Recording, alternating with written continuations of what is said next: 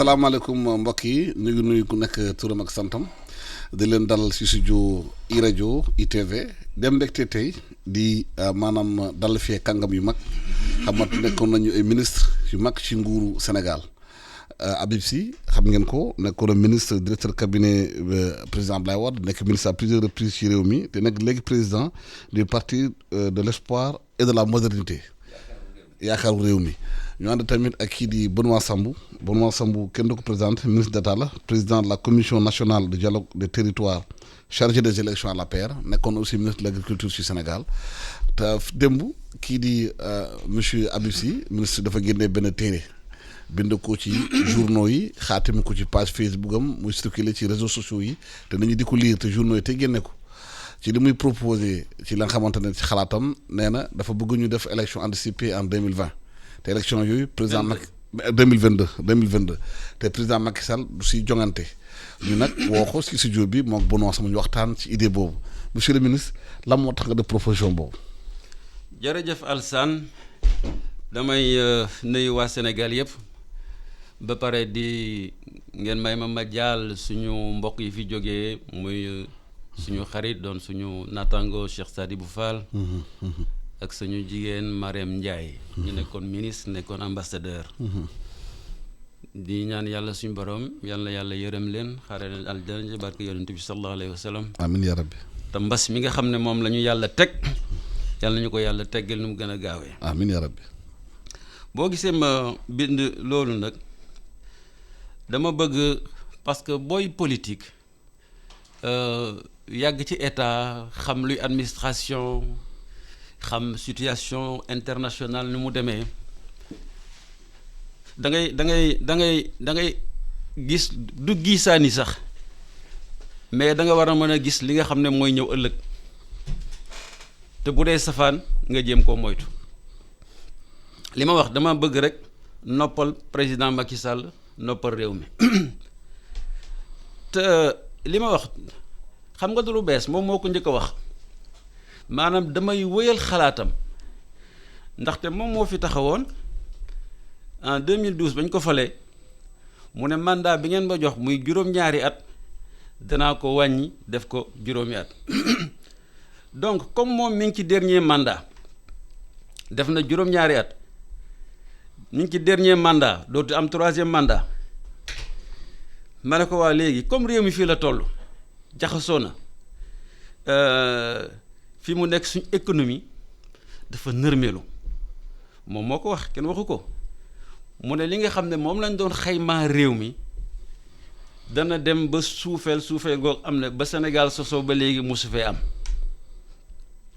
boole ci tey boo gisee kàngamam yi ministres yi waxuma sax dañoo braconné lépp dañu braconné alal réew mi di braconné dem bay braconné li nga xam ne mooy bàyyi ma yi nekk ci àll bi di def ay investissement yoo xam ne au lieu mu jural nit ñi jàmm da leen a jural musiba tey boo demee nga gis li nga xam ne moo xew gannaaw raay te dara indiwu ko lu may seen saxaar googu nee na dañ ko jëlee aéroport indi ko fii man mosuma gis ci investissement boo xam ne dañ koy def mu tolloog ci juróom-ñetti téeméeri milliards ba pare indi loraange askan wi nga gis front social bi ni mu mel ñëpp sonn éducation nërmeelu complètement alors Sénégal bokk ci réew yi nga xam ne ñoo ci gën a ëpp bor ci Afrique fukk yi Sénégal ci la bokk te loolu def nañ ko jéem a xoolaat li nga xam ne mooy xayma alalu réew mi te loolu xañ na nit ñi xamuñu ko ba dugal ci sax mba li la ko wax ma dugal ci li nga xam ne jigéen ñi taxawaalu ci mbedd mi xayma nañ ko boole ko ci liggéeyu Sénégal loolu lépp rek pour am croissance bu mag siggi muy musiba niveau national xam nañ nga jël réew yi nga xam ne ñoo ñu wër tey fépp instable Mali ña nga taxaw naan seen président na dem te loolu nga dem Guinée Bissau dem Côte d'Ivoire dara leerut dem Guinée Conakry bis bu jot ña ngay manifester di rey ay nit nga dem Mauritanie instabilité xoolal li nga xam ne moo arrivé président Aziz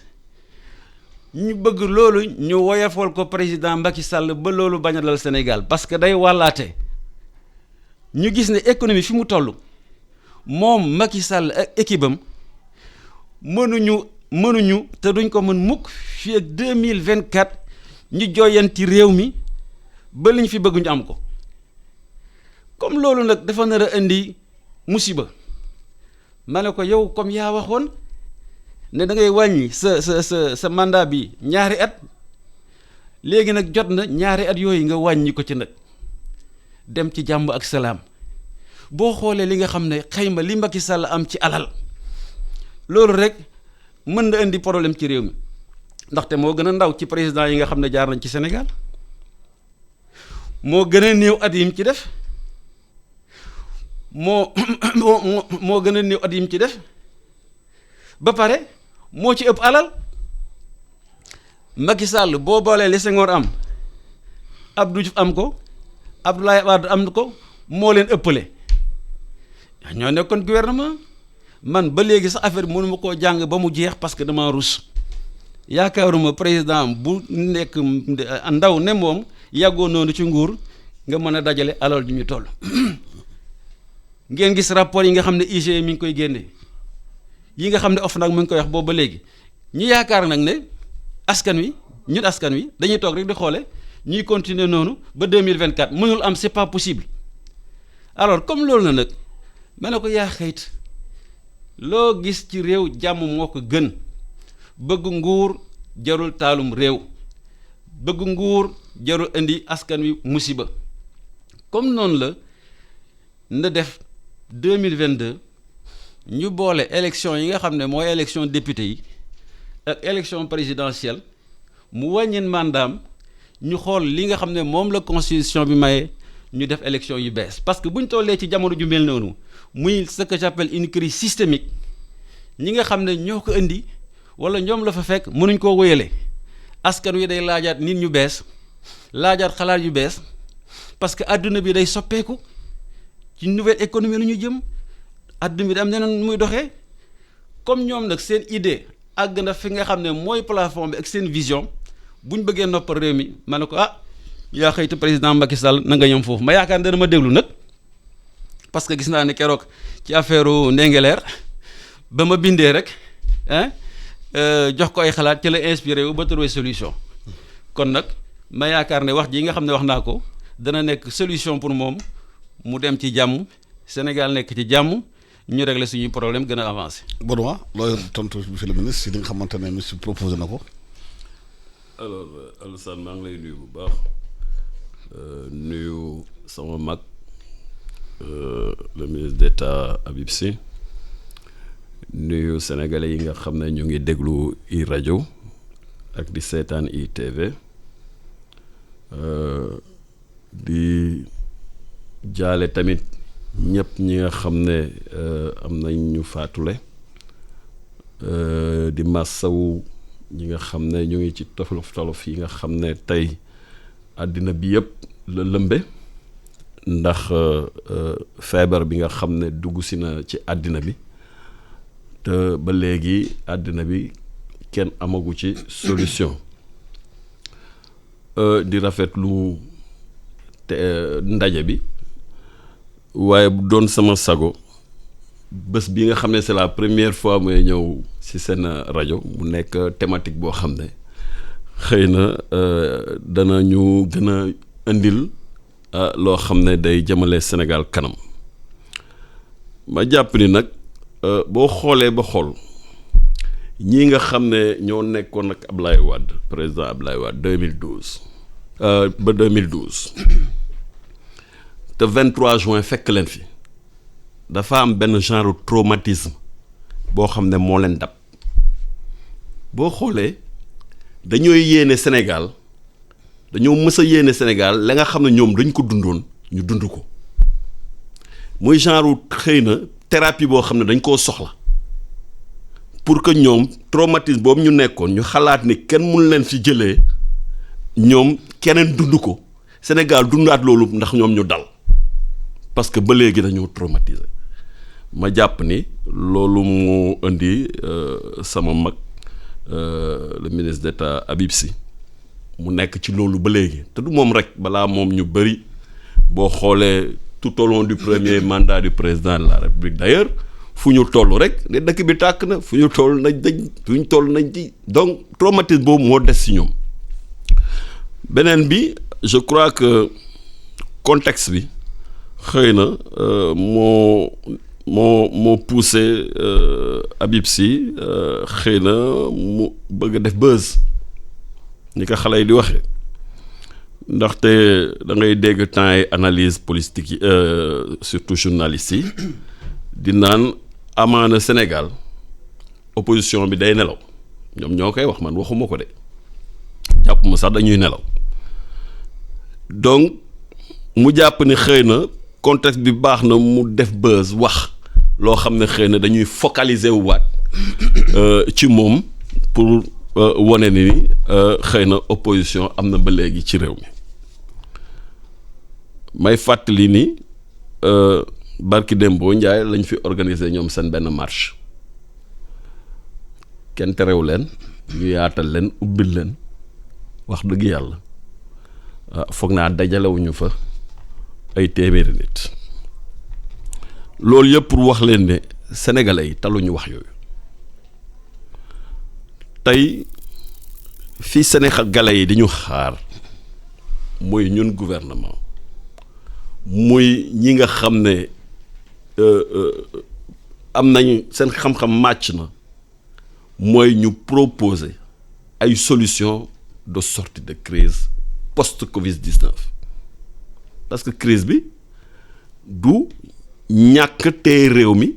walla ñàkk defar réew mi moo ko indi crise boo xam ne dafa bett àddina bi dab àddina bi bloqué économie mondiale mu dab Sénégal buñ ci tolloo ba nga xam ne tey jàqare am na ci àddina bi lenn moo ñu war ñun ñëpp ñu joxante loxo xool nu ñu ciy génnee parce que fu mu ne nii toutes les économies du monde sont en danger tey foog naa sénégalais yi foofu la ñuy xaar moytu talatuñu nit ñi nga xam ne ñoo nga nekk rek di xool seen rétroviseur parce que booy dawal di xool sa rétroviseur bi rek da ngaa mbëkk te dama ragal nag loolu moo leen war a dab parce que toog di def ay chapelet di wax rek di wax naan lii vraiment sénégalais yi soxlawutuñu loolu fu mu ne nii sénégalais lu ñu soxla mooy fan lañ li ñu dab nii naka lañ ciy génnee parce que tey buñ ci génnul mais vraiment dana jéggi dayoo loolu nag ci la président de la république concentré wu may fàttali président Macky Sall dafa am loo xam ne daf koy jëfe muy dialogue ak dajale muy waxtaan ak dajale muy diisoo ak boole du lu bees si moom li mu gëm la lu muy doxalee la balaa muy falu dafa doon woote sénégalais yi ñu dajaloo pour relever défi développement bañ ko sénégalais yi dénkee réew mi mu nekk ci loolu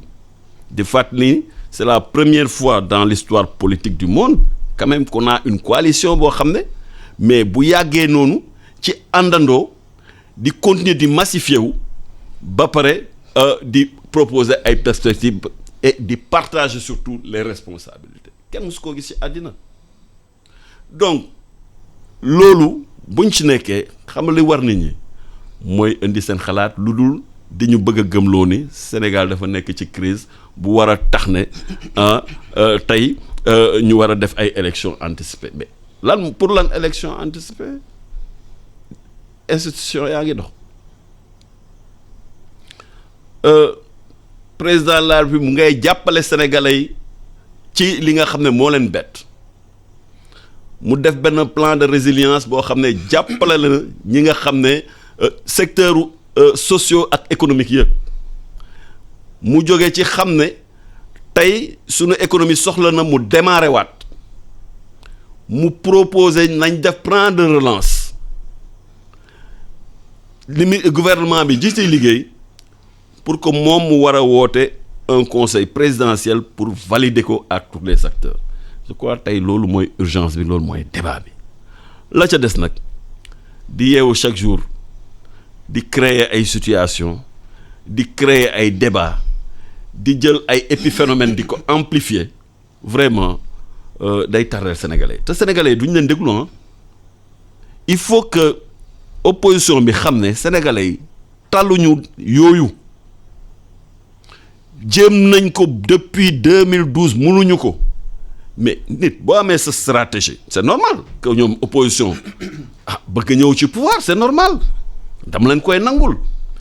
mais li dangereux mooy nga am benn stratégie boo xam ne doxul topp ñu la ci nga ciy continuer parce que bu leen nit ñi toppoon seen stratégie mais il y a 1 an lañ fi fal président de la République à hauteur de 58%, 58,27%, avec une mobilisation jamais vue dans des élections au Sénégal. Plus de 66,6% des Sénégalais viennent voter. Mais loolu daf leen war a yee mais continuer di perturber Sénégalais yi loolu da leen di tardel ñoom te day sonal réew mi parce que yeewu chaque suba wala chaque jour di ratatat wax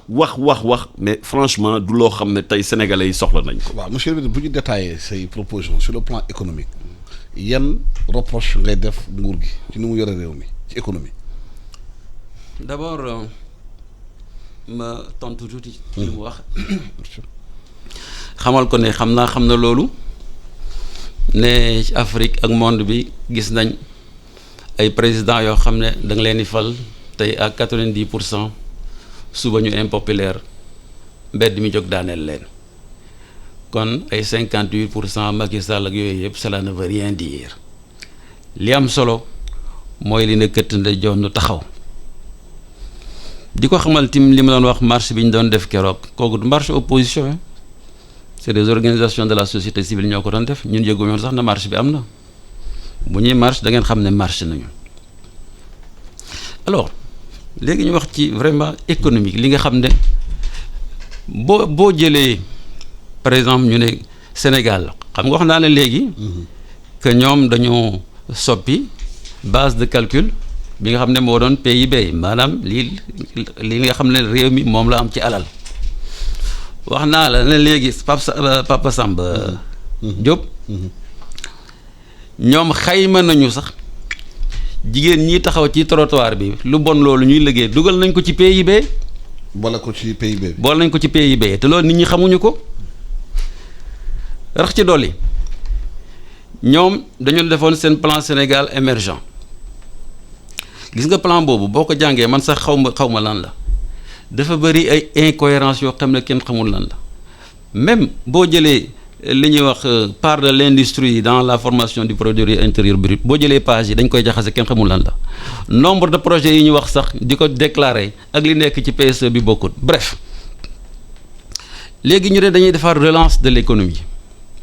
fi ñu koy basé mooy la nit ñi daan def rek investissement consommation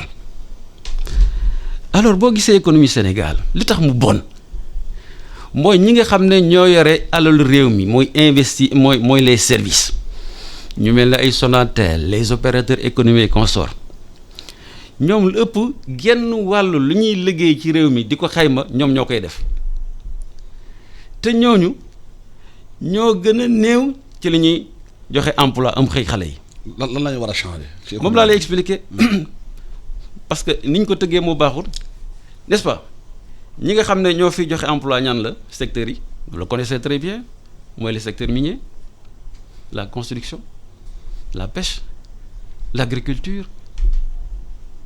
donc économie boo xam ne bii ka nga xam ne mooy yore la gën a dëgër ci réew mi moo gën a néew ñiy jox emploi kooku baaxul te ña ko yore duñu ay sénégalais la ay tubaab lañu ay turc lañu ay chinois lañu. loolu tax na ndaw yi li ñu war a am ci xëy amuñu ko donc comme adduna bi dafa soppeeku loolu tuuti rek li ma la ciy wax. nga jël la dette bor bi nga xam ne Sénégal am na ko léegi wax naa la ko fukki réewu Afrique yi nga xam ne ñoo ëpp bor ci àdduna bi Sénégal ci la bokk te ñim ko bokk ak ñëpp ko ëpp doole Côte d'Ivoire mi ko ëpp doole sax bokku ci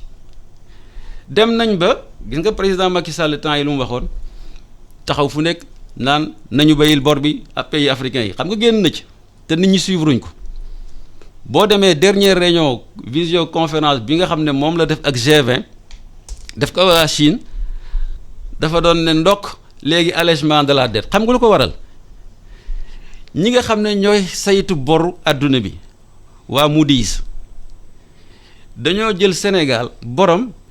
teg ko sous surveillance di ko xool bañ ko ba Sénégal xam loolu mu ne bor bi nga xam ne boru privé yi la moom suspension de la dette du ca wax ci loolu parce que bu koy laal rek suba ñu wàcce ko li nga xam ne moom la économie man ba mën a def bor ci àdduna bi recette yi nga xam ne moom la ñuy jëlee ci douane yi nga xam ne moom la ñuy jëlee ci impôt domaine yi taxaw réew mi ñoom ñoo ko wax yépp wàcc na fi mu nekk tout est baissé kon bu ñuy def relance di waxaat ay consommation investissement ci lan ngay investissement déjà boo jëlee rek consommation ci économie Sénégal juróom-ñaar fukk yi ak juróom ci for PIB consommation la mooy ménage ak ñi nga xam ne ñooy administration publique amatuñ fuñ jëm mënatuñu donc il faut ñu changer de paradigme loolu nag suñuy xalaat la yoo xam ne xam nañu réew mi xam nga lu ñu tardeel mooy éducation li ñuy wax yëpp agriculture et tout ça c'est l'éducation la base de tout boo bëggee am agriculture bu baax éducation bu baax boo bëggee am système bu baax système sanitaire bu baax éducation bu baax boo bëggee journaliste yu baax éducation bu baax or fa ñuy former borom xam-xam yi université xam nga taux de scolarité université Sénégal ñaata la 7%. Taux brut scolarité préscolaire fa ñuy xam ne fa ñuy former ndaw ñi xale yi ñi xam ne am diggante ñetti at juróomi at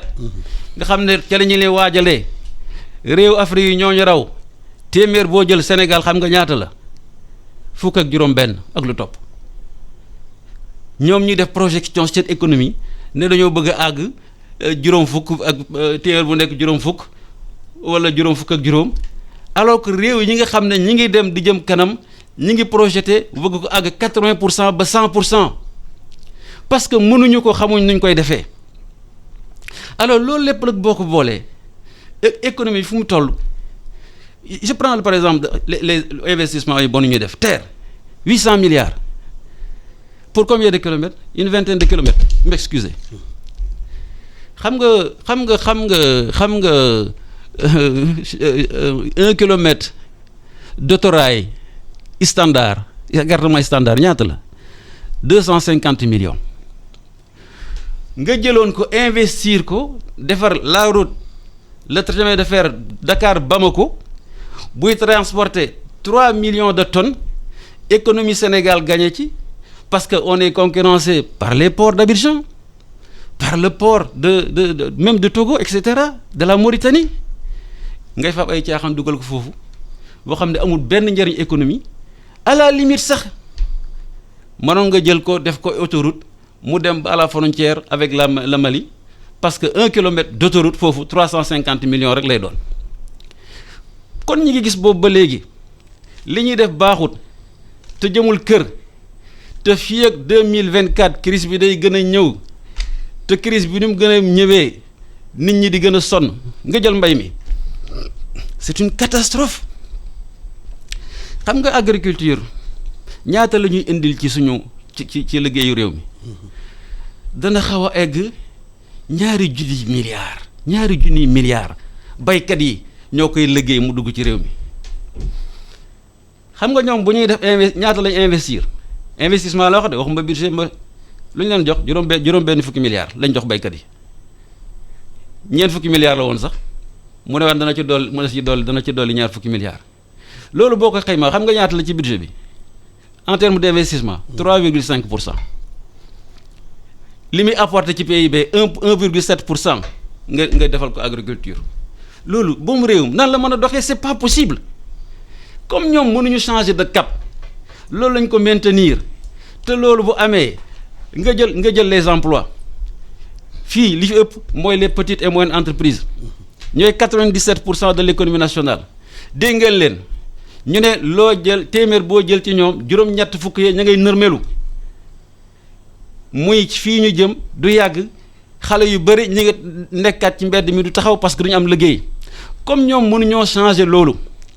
te loolu bu changer wut day indi musiba ci réew ala kulli aal mu neex leen mu neex leen mu naqati leen ñun wutuñu bës li wolof yi wax nag ku war ñëw ba pare boo wàccee loo yëgati mu tuuti on n'a pas besoin dañ koy def pour l'intérêt du Sénégal pour ngeen ubbi seen bët xool fan ngeen jëm bañ a mbëkk mur bi te loolu mooy li nga xam ne moo ñu indil jàmm c'est pas parce qu'on évoque des démons pour que Sénégal tas et cetera gën leen ñoo bëgg réew mi et cetera n'est-ce pas ñun ñëpp ko bëgg dañuy wax Benoît li nga xam ne yéen mënu leen ko ñu am ay gis-gis bokk kook ñeneen ñu yaakaar ne loolu bu taxawee moo gën ci réew mi loolu rek moo tax ñu di ko def. waaw Benoît ci li mbirum économie bi dama supposé. waaw xam nga le ministre d'État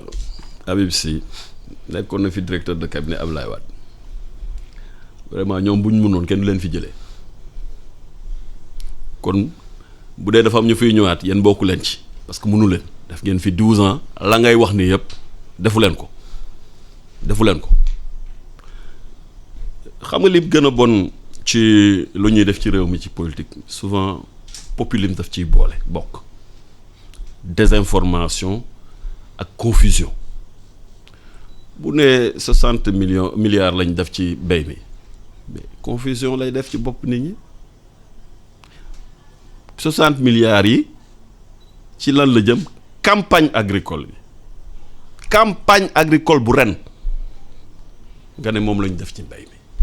mais campagne agricole bi du loolu mooy politique agricole Sénégal am na yeneen ak yeneen yu ciy dugg donc booy wax ak nit ñi da ngeen wax ñu mën dégg te wax dëgg yàlla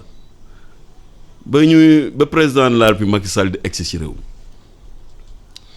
amatuñu woon mbay 1,1% de croissance lañ fi amoon man maa njëkk nekk ministre de l'agriculture bu président Macky Sall ba muy falu ba may egsi la ma njëkk action bu ma njëkk def mooy dem séddale ay vivres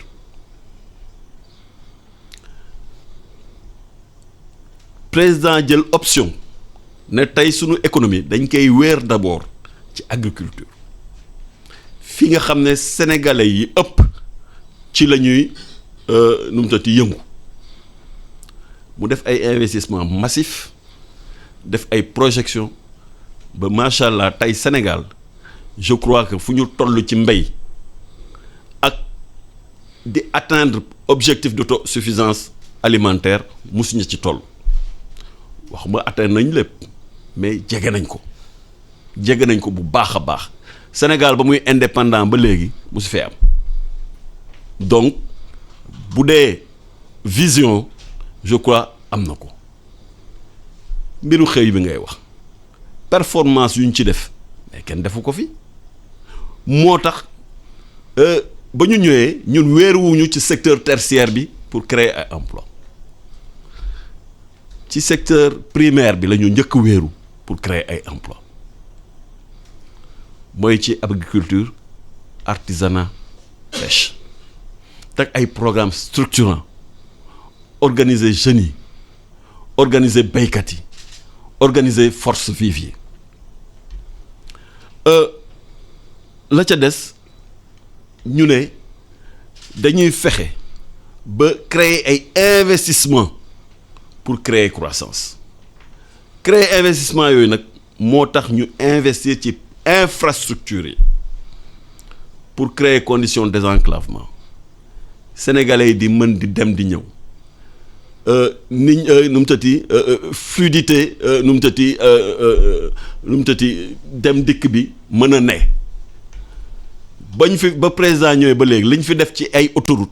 ak ci tali mosu fee am ci Sénégal ñu ne léegi dañu war a moderniser projeté wu sur l'avenir fa dool toog ba lii di parce que Sénégal li fi gën problème bi ñu gën a am mooy lépp dafa concentré wu au niveau de la région de Dakar bu ñu créé condition d'abord de fluidité de la mobilité urbaine mais économie du day bloqué looloo indi ñu def ay invest pour déjà defaraat aéroport Diass bi parce que ba ngeen di dem moom kenn xalaatoon ñëpp abandonné woon ngeen projet aéroport Diass bi ñu relancer réorganiser mbir yi ba aéroport bi mën a tegu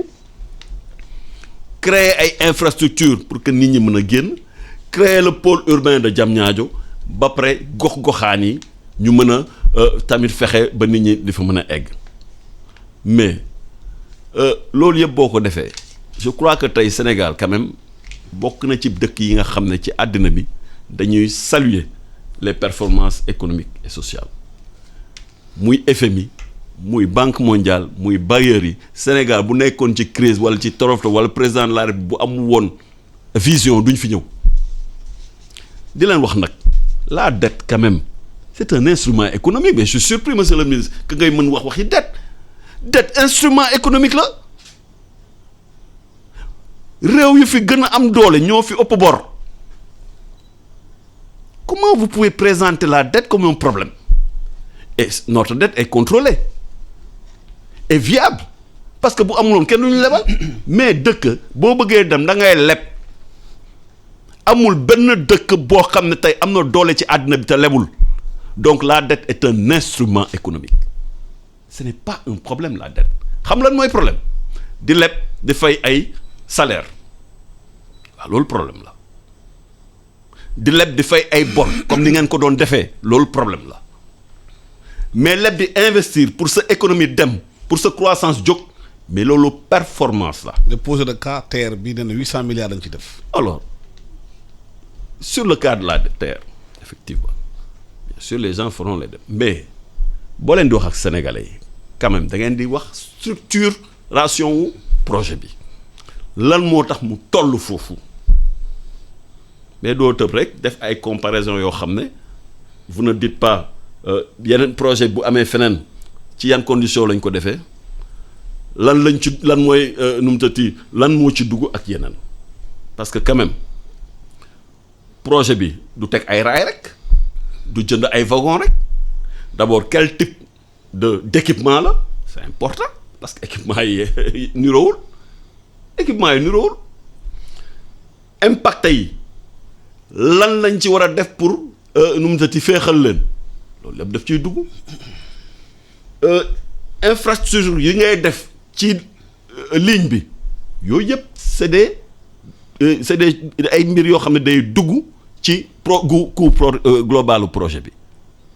mais loolu ngeen war a xayma mais di def ay comparaison yoo xam ne feneen fu ñu ko def xamu leen ñoom lan moo dugg ci en prise en compte donc des coûts ba après di def ay le TER est un excellent projet la relance du rail nag ñu ngi ci mais yow xam nga ni le train Dakar Bamako le projet de train Dakar Bamako mais du Sénégal rek le kii le concerné balaa ba ñuy ñëw fekk nañ leen ci ay problèmes yu doy waar yeneen ñu ci dugal ci montage projet bi ci structuration projet Dakar Bamako bi ñu nekk ci ba léegi di ko lijjanti parce que ay privé dañ cee bokk ay indemnisation ay nit dañ cee bokk te xam ngeen ko yéen a def montage bi dugal ñu ci problème donc nañ waxante dëgg li tax tey projet yi taxaw yu bëri crise bi moo ko indi mais bu crise bi amul woon projet yi yemb na parce que loolu buñ koy def c'est pour booster donc nu mu tëti performance économique suñu réew éducation mais yenn indi problème yi xew yëpp ci éducation ba ngeen ñëwee déséquilibrer le système de rémunération donc des acteurs du secteur parce que l'éducation c'est ça le problème au Sénégal c'est que ba ngeen fi nekkee ba léegi on est dans une situation boo xam ne de crise cyclique chaque année acteurs yi dañuy teg ay revendications du bloquer secteur bi c'est pas les investissements dans le secteur qui posent problème parce que li ci président de la République Macky Sall def kenn mus ko fi def tabax ay universités sur fonds propres du budget sénégalais lebuñu ko yéen ba ngeen fi nekkee tabaxu leen benn université ban université ngeen fi tabax yi ngeen fi songoon fi lañ ko fekk dara demul ñun sur fonds propres ñu tabax ay université mais yéen a créé ay conditions yoo xam ne tey boo jëlee fonctionnaire boo leen xaymaa 80% yi ci secteur éducation lañ bokk ñu créé ay déséquilibre dans le système de rémunération des corps des fonctionnaires yéen a ko def recruter de manière inconsidérée dans le secteur ba nga xam ne ñi nekk secteur bi dañuy bëgg tout le temps ñoom tamit ñu aligner leen ci yenn corps yi te yooyu yenn ko créé te xam ngeen ni suñu économie attanu ko xam ngeen ko mais yenn ko créé et de ce fait le système est parasité et bloqué parce que tout simplement ay revendications sociales ñoo ko téye c'est pas une manque de vision wala des investissements dans le secteur de l'éducation parce que li ñu ci def kenn mësu ko fi def léegi le combat c'est quoi c'est que quand même ramener la confiance auprès des acteurs pour que ñu xam ne ay la yëwen luy dëgg ak yoon mooy ñi nekk ci corps yëpp ak ci hiérarchie yëpp ñu aligner nit ñi loolu mooy justice sociale mais sunu économie attanu ko loolu lay dëgg léegi au fur et à mesure gouvernement bi di def ay efforts pour réajuster mais réajuster bi moom day fekk tamit sunu économie parce que salaire yuy jógee mooy lu ñuy liggéey ñun ñëpp ñun duñu lebi xaalis pour fay ay salaire lu ñuy liggéey la ñuy fay sunuy fonctionnaire bu ñu yokkee sunu koom-koom liggéey bi gën a jëm kanam croissance bi yokku ñu mën a partager les fruits de la croissance réajuster et rééquilibrer les dysfonctionnements yi nga xam ne yéen a ko indi dans le secteur de l'éducation. waaw da ci jawaale ñu dem jël benn. di terminer di wax ni. tey Sénégal ñëpp a ko tàccu ci ni mu yoree crise Covid-19 bi démb rek tey sax ñu ngi koy wax ci presse bi Sénégal est primé à travers le ministère de la santé et le ministre de la santé comme le meilleur performeur dans la gestion de la crise Covid en Afrique Kigali tey président de la République Macky Sall ñu ngi koy woo mu ànd ak ay naataagoom pour dem jàppale ñi nga xam ne ñooy sunuy ay voisins muy Mali Sénégal bu nekkoon ci crise kenn du woo Macky Sall Sénégal bu nekkoon ci ay performance ñi nga xam ne tey ñu ngay tàccu Sénégal saxaluñ leen dara amuñu lu leen jox dañoo gis nu ñuy doxalee ñu d'accord ci léegi nag ñëpp a war a joxante loxo nag pour ñu relancer économie parce que loolu dafa soxla sénégalais yëpp joxante loxo. waaw ñu ngi ñëw si kanam tuuti benn page publicitaire ñëw si monsieur le ministre. Publicité sur iRadio.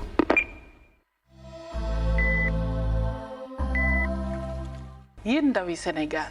suñu réew tey la gën a soxla ay ndawam ngir xeex jàngoro ji ñuy wax coronavirus ba tax na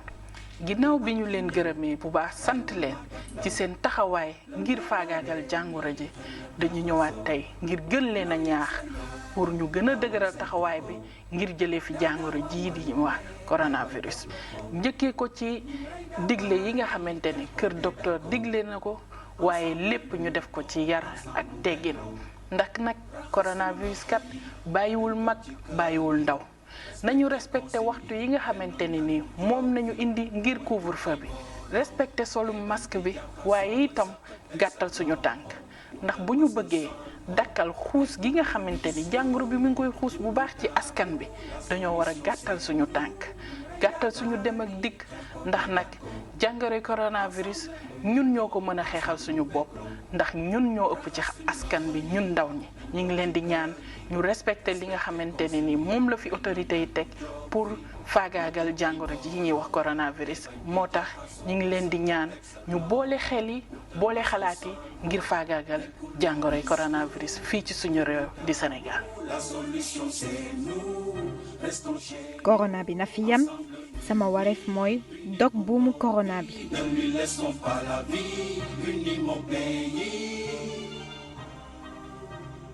jërë ngeen jëf ci studio iRadio tey ñu ngi dalal ministre Habib Sy nekkoon ancien ministre de l'agriculture nekkoon directeur de cabinet président Abdoulaye Wade nekk président de parti pour l'espoir la modernité yaakaaru réew mi waaw justement yaakaaru réew mi monsieur le ministre mbirum agriculture am solo la ndaxte nee nañu Sénégal ba léegi mu ngi kon di jeegaani li mu war a lekk alors que gis nañ ci Covid bi mu xewee bu fekkoon Inde tëj na frontière am Thaïlande tëj ou Vietnam tëj xëy na xiif am ci réew mi parce que ceeb bi ñu jëlee ci bitim réew ba léegi mun continuer di gonfler facture importation yi lan la ñu war a def ci agriculture bi pour que Sénégal mun a béy dundal boppam. d'abord Alassane su ma déggee ministre Benoît muy wax damay gën a am conviction ci sama article bi que président Macky Sall wax dëgg yàlla dafa war a dem dafa ñu war a may jàmm organiser élection mu dem ci jàmm ak salaam parce que affaire bi du sotti bañ leen falee ba léegi ñu ngi ci juróom-ñetti at lu leen dese ñetti at xaw ma ñeenti at foo leen làmb ñu ne yéen a ñu teg lii yéen a ñu teg lii et cetera or que bañ leen falee bu fekkee ne yooyu sax du ma ci tontu bu fekkee ne ñun dañoo defoon ay erreur wala mënuñ ñu ne leen ngeen jubbanti ko. mais juróom-ñetti at toujours ñoom même discours la ñuy tenir kooku mooy wane ne mënut ñi mu ànd ak te mënuñ kon nañu bàyyi loolu laa bëgg ñu noppal Sénégalais yi bu loolu wooyee mooy xëy defuñu université Bambey ku ko defar université Ziguinchor ku ko defar kan moo ubbi l'idée ñu def des nouvelles universités c'était avec Ablaye Wade mu ne Macky Sall ngi dem di régler Bamako IBK nga xam ne Mali ngay tàkk tey ñu ngi koy woo pour mu dem dimbale Éthiopie ak Égypte kooku du référence il faut nga xam situation internationale lan lay doxee tu comprends maintenant sur le plan de l'agriculture monsieur le ministre xam nga ma ministre agriculture laa woon comme yow ba nga ñëwee xam naa fekk nga ñu ne Afrique nañu le programme détaillé pour le développement de l'agriculture ñuy demander état bu nekk na jël 10% de son budget mu def ko ci agriculture la recommandation de Maputo ma xamal ne man maa ko inspiré Maputo Jacques Diouf ànd ci ministre yi ànd ci ñu proposé ko les chefs d'État ñu d'accord ci pourquoi je l'ai fait mais bi ma koy wax man waxum woon en termes de budget général du ministère de l'agriculture investissement laa wax investissement mooy lan mooy la ñuy jëndee intrant lu ñuy jëndee matériel agricole lu ñuy suqalee suuf si loolu mooy investissement mais bu fekkee ne da nga jël le budget général du ministère de l'agriculture ne am naa 10% nga jël 80% yi yëpp wala 90% yi dem ci fonctionnement loolu defar mbay bu la kenn nax mbay xaalis la d'abord l'argent. Il faut beaucoup d'argent. Beaucoup d'argent. loolu la ñu parce que Sénégal li fi aberrant mooy monsieur le ministre li ngay wax mbay mi ngeen ci def tout ça xam nga ba léegi la part de l'agriculture dans la formation du produit intérieur brut ñaata la xam nga ko ba léegi. wax ko. bon xam naa peut-être jàppuloo ko. ba Sénégal ba léegi mënul dépasser 18%. lu tax loolu. moom laa lay expliquer ni malgré ñoom changé nañ base de calcul du produit intérieur brut yëpp yokk nañu ba mooy agriculture parce que agriculture li ma la wax xaalis la d'abord et l'aberration mooy il faut qu'on change de paradigme dans l'agriculture parce que par expérience la koy waxee xañ na maa la fa gën a yàgg ci agriculture la ma ci xam boo xam nga ci lu bari mais maa la fa gën a yàgg vous comprenez boo jëlee même des pays comme l'Inde nga xam ne à une époque récente dañ daan dee ak xiif mais léegi boo demee bi ñu defee fii le Dakar agricole ma invité le professeur Swaminathan qui est le père de la révolution verte indienne qui est venu ici xam nga lu ma wax mu ne ma ñun en Inde la nga xam ne moom lañ doon bay ci junniy at léegi ci ñeenti at lañ koy bay dañuy am ay réserves yu ñu dundee bu àgg ba 60 millions de tonnes nga jël Sénégal réew yi nga xam ne dañoo développer seen agriculture ñi nga xam ne dañuy yëngatu ci mbay mi fu mel ne France ñeenti nit ci téeméeri nit ñooy dundal France ñeenti nit ci téeméeri nit ñooy dundal Amérique juróom fukki nit ak lu topp ci Inde ñooy dundal 1,3 milliard nit Sénégal 16 millions lañ juróom benn fukki nit yoo jël ñuy yëngatu ci agriculture mënuñoo dundal fukki millions ak juróom benn yooyu. mais dëkk yooyu ils ont réglé la question foncière ci réew yooyu. réglé nañ en partie c'est réglé question foncière c'est un peu plus compliqué. mais dañoo xam fan la ñuy jaar li mu wax léegi loo def ci mbay mi xam nga man may ñëw ministre de l'agriculture xam nga production maïs ñaata la woon 70 000 tonnes xam nga fan laa ko yóbbu pour la première fois ñu àgg 500 000 tonnes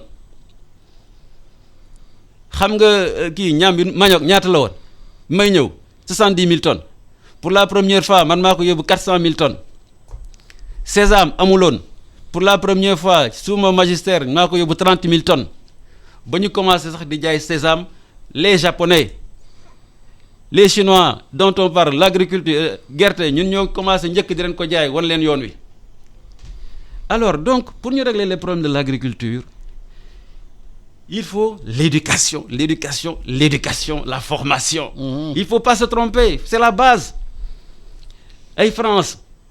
boo gisee ñu àgg foofu c'est parce que ils ont eu des formations les jeunes en agriculture dafa leen ay écoles jàngal leen et cetera ba ñu xam les nouvelles technologies parce que la vocation de l'agriculture en général je le dis toujours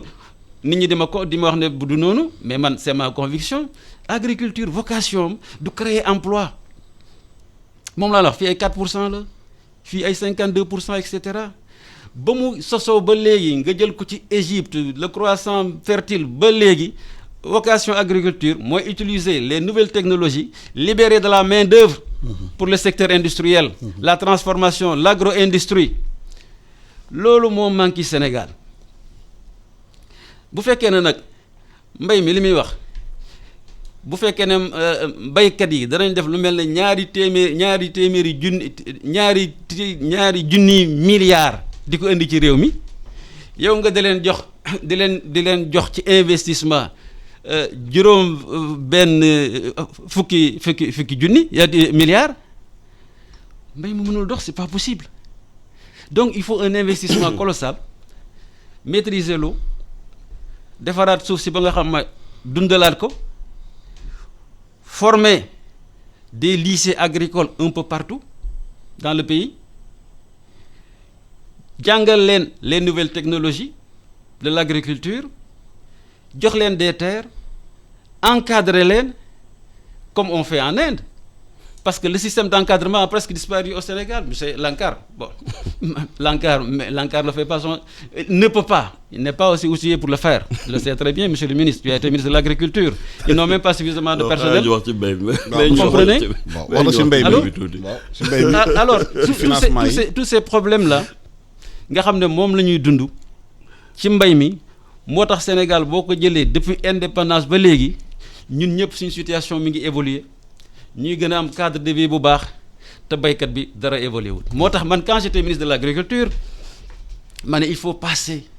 ñu jógee ci système de paysan à celui de l'agriculteur vous savez ce qu'est la différence c'est-à-dire l'agriculteur day produire pour l'industrie la transformation et l'exportation et li ma doon wax sànq encore pour les critiques sur l'économie boo jëlee toujours ñi nga xam ne mooy def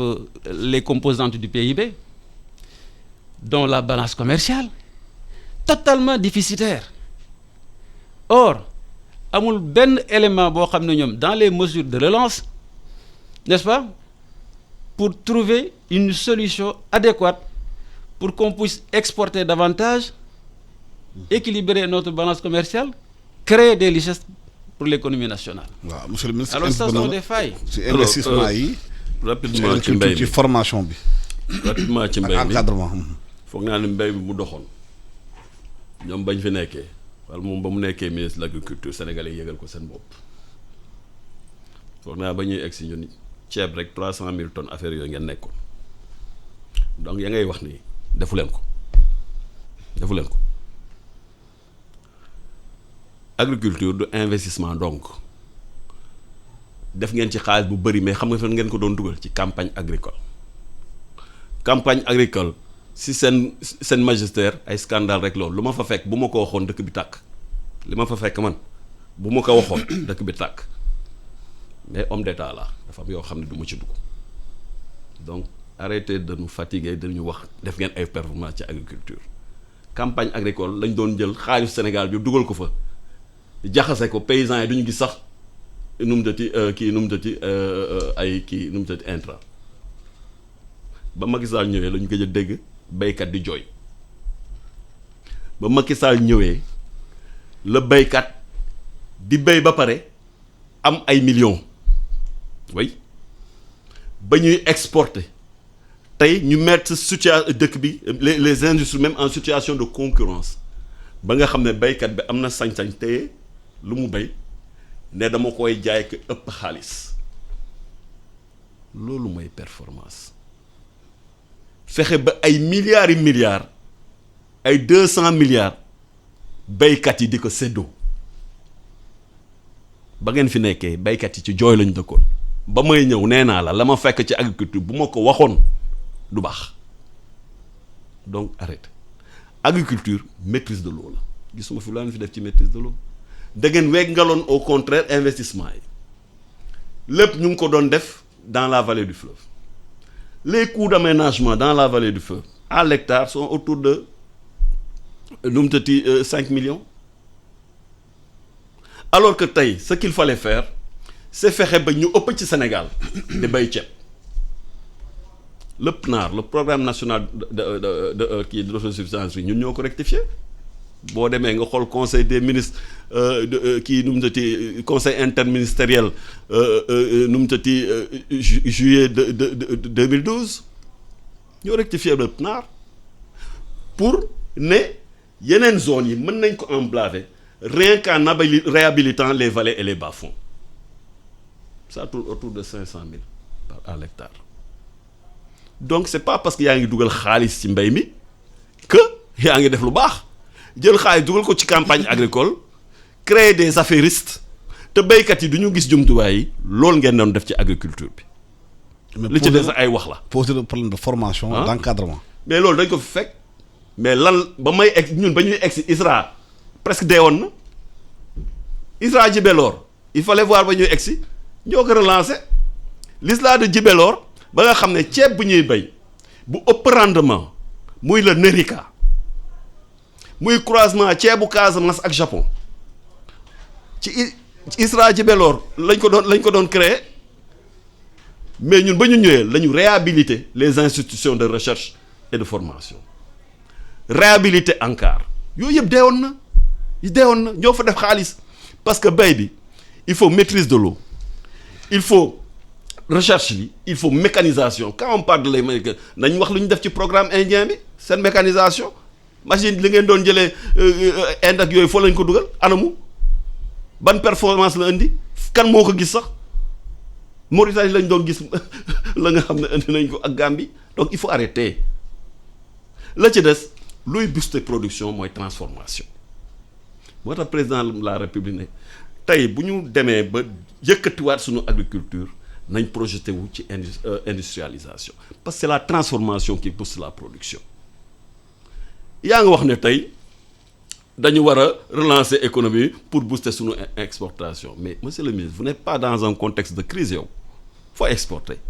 xam nga tey suñu économie fu ñu ko war a tourner autoconsommation relancer les PME et les PMI fexe ba ñun lu ñu doon jëm jëli bitim réew ñu koy mën a defaral suñu bopp te tey notre système artisanal nous a montré que quand même am nañ ay capacités de résilience parce que ba àddina bi jaaxle ba nga xam ne masque tubaab yeeg yëpp jaaxle xam fu ñu ko amee ñun nos artisans ont pu montrer leur génie créateur fexe ba ñun amuñu problème boobu donc il faut s'appuyer sur le secteur de l'artisanat réorganiser les PME et les PMI faire des investissements massifs dans le secteur pour que déjà ñun ñu bañ jëndati